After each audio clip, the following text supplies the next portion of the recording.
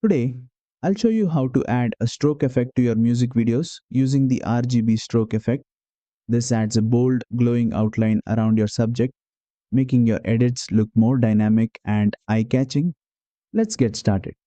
First, import your footage into the timeline.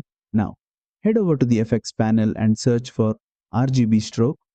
There's only one effect available, so just drag and drop it onto your clip. Now, let's check out how it looks. You'll see a cool, glowing stroke moving around your subject, giving it an electrifying feel. But let's tweak it a bit. To adjust the effect, select the clip and you'll find options to customize: speed, increase or decrease it to control how fast the stroke moves, position X and Y, shift the effect horizontally or vertically for better placement. Play around with these settings to get the perfect look for your video. And that's it. You've successfully added a stroke effect in Filmora. Try this out in your music videos, edits, or creative projects to make them pop. If this tutorial helped, don't forget to like, comment, and subscribe for more Filmora editing tips.